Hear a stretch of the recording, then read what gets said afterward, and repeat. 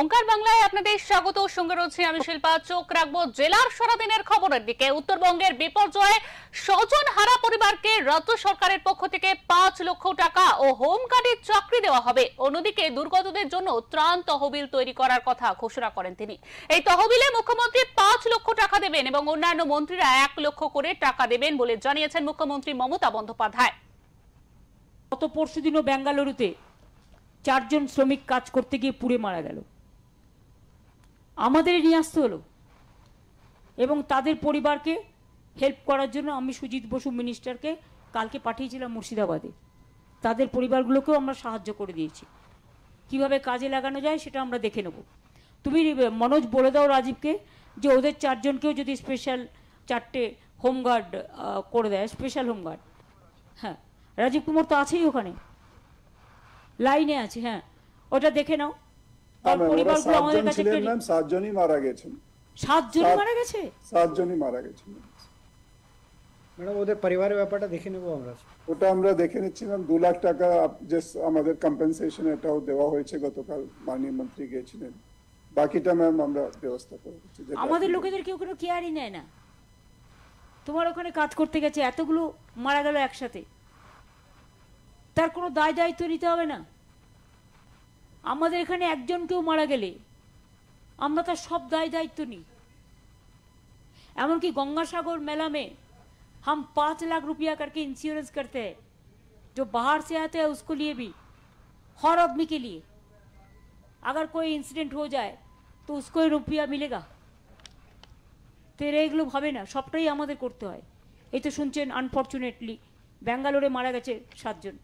এইরকমই উড়িষ্যায় কিছুদিন আগে অনেক অত্যাচারিত হয়ে অনেক মানুষ ফিরে এসেছে, রাজস্থানে অত্যাচারিত হয়ে ফিরে। অরূপ বিশ্বাস আমাকে জানালো যে আমাদের মিনিস্টাররা সকলেই 1 লক্ষ টাকা করে ডিজাস্টার ফান্ডে দিতে চেয়েছেন।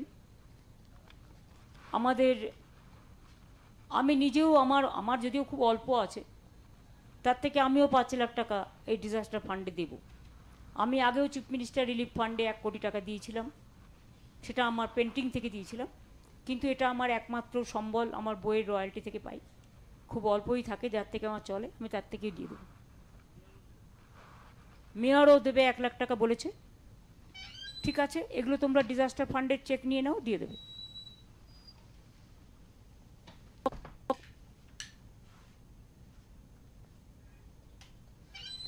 উত্তরবঙ্গের বন্যা পরিস্থিতি খতিয়ে দেখতে দ্বিতীয়বার সেখানে গিয়ে পৌঁছেছেন মুখ্যমন্ত্রী মমতা বন্দ্যোপাধ্যায়। শিলিগুড়িতে তিনি প্রশাসনিক বৈঠক করেছেন। আমাদের প্রতিনিধি আমাদের সঙ্গে রয়েছে বিশ্বজিৎ হালদার। বিশ্বজিৎ, তোমার কাছে জানতে চাইবে উত্তরবঙ্গে গিয়ে প্রশাসনিক যে বৈঠক, এই বৈঠক করার কারণ কি? শিল্পা, দেখো, তুমি জানো যে উত্তরবঙ্গে কিছুদিন আগে কিন্তু আমরা দেখেছিলাম যে প্রকৃতির যে বিপর্যয়, সেই বিপর্যয়ে কিন্তু পাহাড় কার্যত স্তব্ধ হয়ে গিয়েছিল, জনবিচ্ছিন্ন হয়ে পড়েছিল। এবং তখন মুখ্যমন্ত্রী মমতা বন্দ্যোপাধ্যায় গিয়েছিলেন। গিয়ে তিনি কিন্তু যে উদ্ধার কাজ বা যে ত্রাণ শিবিরগুলো খোলা হয়েছিল তাদের কাজগুলো তিনি ত্বরান্বিত করেছেন এবং তিনি নিজে সেখানে উপস্থিত থেকেছেন, সাধারণ মানুষের অভাব অভিযোগ কথা শুনেছেন। তবে আজকে তিনি যে উত্তরবঙ্গে যে প্রশাসনিক বৈঠক করছেন, এখানে কিন্তু আমরা যেটা জানতে পারছি যে কাজগুলো চলছিল এতদিন, ব্রিজের কাজ ঠিকঠাক হচ্ছে কিনা, বা ত্রাণ শিবিরে যারা রয়েছেন সে সমস্ত মানুষের ত্রাণ ঠিকঠাক পৌঁছাচ্ছে কিনা, বা এবং যোগাযোগ ব্যবস্থার যে কাজগুলো চলছে সেগুলো ঠিকঠাক করে পৌঁছাচ্ছে কিনা, এই সমস্ত বিষয়গুলো নিয়ে কিন্তু তিনি প্রশাসনের সঙ্গে বৈঠক করেছেন এবং জানার চেষ্টা করেছেন। যদি আরও কোনো প্রয়োজন পড়ে অন্য কোনো বিষয়ে, সেগুলো কিন্তু তিনি আশ্বাসও দিচ্ছেন। এবং তার পাশাপাশি তুমি জানো যে স্বজনহারা যে পরিবার, সেই স্বজনহারা পরিবারকে তিনি একটি পরিবার পিছু হোমগার্ডের চাকরিও দিয়েছেন এবং সেই সঙ্গে 5 লক্ষ টাকা ক্ষতিপূরণও দিয়েছেন। এবং আজকের এই যে প্রশাসনিক সভা, এই সভা থেকে কিন্তু শুধু উত্তরবঙ্গের জন্য নয়, তিনি বাংলার, তুমি জানো যে কলকাতার যে কিছুদিন আগে যে কলকাতায় যে জলমগ্ন পরিস্থিতি তৈরি হয়েছিল, জলবন্দী দশায় পড়েছিল কলকাতাবাসী, সেই ঘটনায় কিন্তু 12 জনের প্রাণ গিয়েছিল। এই যে 12 জন স্বজন হারা পরিবার, তাদেরকে রাজ্য সরকারের পক্ষ থেকে হোমগার্ডের চাকরি এবং ক্ষতিপূরণের যে 2 লক্ষ করে টাকা, সেই যে ক্ষতিপূরণ ঘোষণা করেছিল রাজ্য সরকার, সেটা কিন্তু 17 অক্টোবর অক্টোবরের মধ্যে মমতা বন্দ্যোপাধ্যায় সেই স্বজনহারাদের সঙ্গে দেখা করবেন এবং এই ক্ষতিপূরণের টাকাটা তুলে দেবেন এবং এই যে 17 তারিখ দেখা করবেন, এই কথাটা কিন্তু তিনি আজকের বুধবার উত্তরবঙ্গে যে প্রশাসনিক বৈঠক মমতা বন্দ্যোপাধ্যায় করেছেন এখান থেকে তিনি ঘোষণা করেছেন।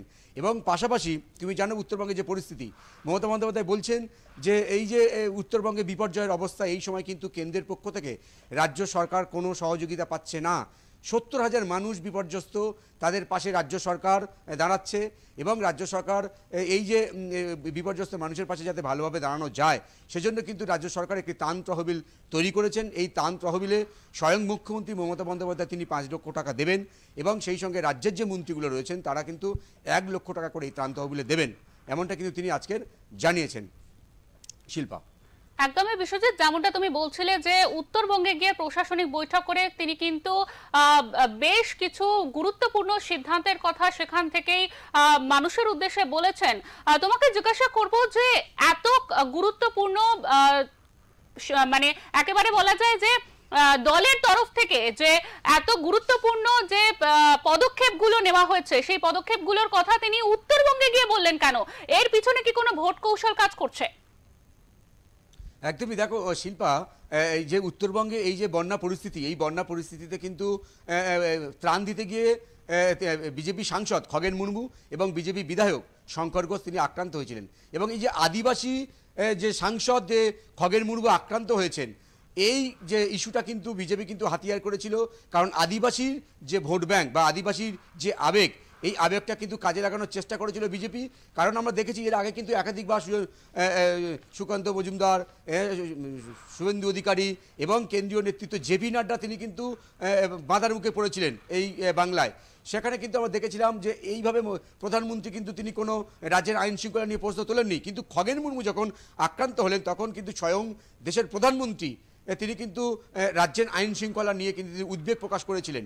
অর্থাৎ আদিবাসী যে ভোট ব্যাংক, উত্তরবঙ্গের বেশিরভাগটা কিন্তু আদিবাসী ভোট ব্যাংক এবং উত্তরবঙ্গ কিন্তু বিজেপির শক্ত ঘাঁটি, সেদিক থেকে লক্ষ্য করে যদি মাথায় রেখে যদি বলা যায় তাহলে কিন্তু বিজেপি এই যে আদিবাসী অঙ্কটা কিন্তু তারা কষছিল, খগেন মুর্মুর যে আক্রান্ত হওয়ার ইস্যুটাকে তারা বারবার সামনে আনছিল, আদিবাসী এই যে ভোট ব্যাংক, আদিবাসী এই যে আবেগ তারা অস্ত্র করার চেষ্টা করছিল। তারপরে কিন্তু এই যে খেলাটা রাজনৈতিক মঞ্চ যেটা মনে করছে যে বিজেপির এই যে আদিবাসী অঙ্কটা পাল্টে দিতে মমতা বন্দ্যোপাধ্যায় পাল্টা চাল চাললেন, তিনি স্বয়ং সরাসরি উপস্থিত হলেন হাসপাতালে খগেন মুর্মুকে দেখতে এবং তার শারীরিক খোঁজ খবর নিলেন। এই যে মমতা বন্দ্যোপাধ্যায় যাওয়া, এটা কিন্তু একটা সূক্ষ্ম রাজনৈতিক কৌশল বলে অনেকে মনে করছে বা রাজনৈতিক মহল মনে করছেন। মমতা বন্দ্যোপাধ্যায় এটা কিন্তু একটা কৌশল দিলেন, কারণ উত্তরবঙ্গে কিন্তু বিজেপি শক্ত ঘাঁটি, তাদের আসন সংখ্যা বেশি এবং 26-এর বিধানসভা নির্বাচনে কিন্তু বিজেপি উত্তরবঙ্গকে তারা বাড়তি গুরুত্ব দিচ্ছে, কারণ তারা চাইছে উত্তরবঙ্গে তাদের যে ফলাফল সেটা যদি ঠিকঠাক থাকে সেই বিষয়টা কিন্তু তারা নিশ্চিত করতে চাইছে। এবং তুমি জানো যে উত্তরবঙ্গের কিন্তু বেশিরভাগ ভোটার কিন্তু আদিবাসী এবং উত্তরবঙ্গের যে অঙ্কটা যদি তারা নিশ্চিত করতে পারে, যদি তাদের পায়ের তলার যে মাটিটা শক্ত ছিল সেটা যদি আরও কংক্রিট করতে পারে তাহলে তাদের কিন্তু খেলাটা অনেকটা সহজ হবে। তারপরে দক্ষিণবঙ্গে শিল্পা, একদমই বিশ্বজিৎ, আজ কিন্তু আমরা দেখতে পেয়েছিলাম যে একেবারে কলকাতার রাস্তায় বিজেপি কিন্তু এই যে আদিবাসীদের পক্ষে তারা কিন্তু দেখা গিয়েছিল যে বিজেপির যে যারা নেতৃত্ব রয়েছেন সুকান্ত মজুমদার থেকে লকেট চট্টোপাধ্যায় থেকে শুভেন্দু অধিকারী থেকে সবাই কিন্তু তাদের সঙ্গে পথে নেমেছিলেন। এটাও কি বিজেপির একটা চাল? একদমই, দেখো শিল্পা তুমি যেমনটা বলছো ঠিক একদম।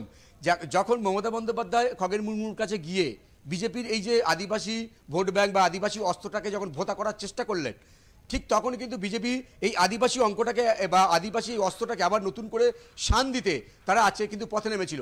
এবং এটা কিন্তু বিজেপির আদিবাসী মোর্চার ডাকা এই মিছিল ছিল আজকের কলকাতাতে।